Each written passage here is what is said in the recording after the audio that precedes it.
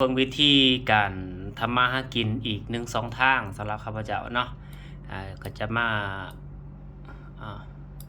าให้ตัวอย่างเนาะส่วนนี้คลิปช็อตหรือว่าพวกเมียวๆนี่มาแฮงเนาะคันเฮาเฮ็ดช่วงนี้นี่บ่ต่ำละหลักพันวิวหรือถ้าประจำสม่ำเสมอก็หลักร้อยล้านพุ่นแหละว่าง่ายซะพวกนี้นี่มันไปไวเนาะอันนี้แม่นภาพที่เจนนะมันเป็นภาพที่ทั่วไปตัวอย่างเนาะนี่เป็นภาพที่แบบว่าเป็นภาพนิ่งเนาะเฮาสามารถจะเจนจากตัวใดก็ได้เนาะแล้วแต่สามารถจะเจนจากแอปใดก็ได้เนาะแต่ว่าก็ต้องเบิ่งที่มาของแอปนั้นๆ AI นั้นๆว่าเฮาสามารถที่จะไปใช้ในเชิงพาณิชย์ได้บ่เนาะถ้าได้เฮาก็สามารถที่จะนำไปประกอบกับตัวอื่นตัวอย่างอยู่ในนี้เนาะค่อยใส่ลีโอนาร์โดในการสร้างเนาะซึ่งภาพที่เฮาสร้างขึ้นมานี่ภาพดีๆนี่มันบ่น่าสนใจอยู่แล้วเนาะฉะนั้นเฮาต้องเอาแบบมันแปลกๆมันแปลกๆแล้วกับคือต้องเฮ็ดทุกอย่างที่มันแปลกๆเนาะ นี่นะปัญหาก็คือเฮาจะเฮ็ดได้ให้มันได้ภาพประมาณนี้ฉะนั้นแหละต้องได้ศึกษาเรื่องของพร้อมนี่ผู้ใดที่อยู่วงการตัวนี้นี่โอ้โหตอนนี้ selector เพิ่นว่า selector เนาะตัวละครนี่นะมันมีใหม่ตลอดเนาะ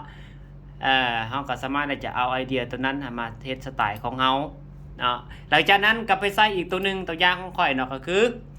ข่อยสร้างอยู่ในนี้เนาะสมมุติว่าเมียวๆก็ได้หรือถ้าเป็นตัวละครเฮาก็สร้างตามลำดับเนาะถ้าเป็นตัวละครหลังจากที่ได้ภาพก็คือไปใส่ตัว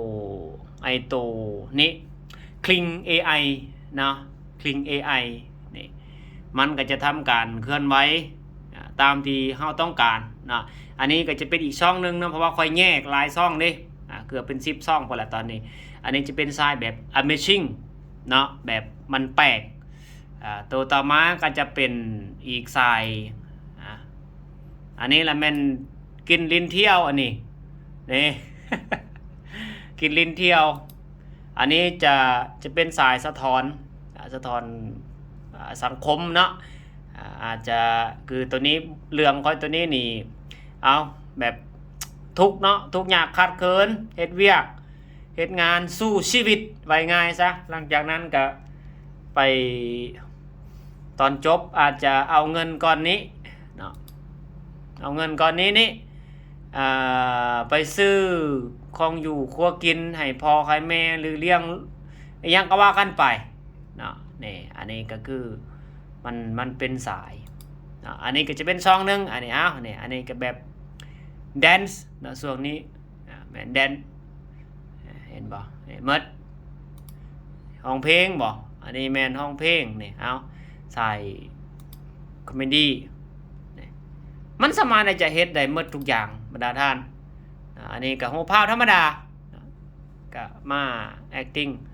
เป็นสายแบบนี้นี่สงครามอันนี้ก็จะเป็นหนังเนาะก็จะเป็นหนังนี่เนาะคาดว่าเขาศึกษาเทิงเนาะโคตรง่ายเลยอันนี้จะเป็นสายพวกนี้เป็นสายช็อตเป็นสายแอนิเมชั่นที่นิยมและเป็นกระแสในปัจจุบัน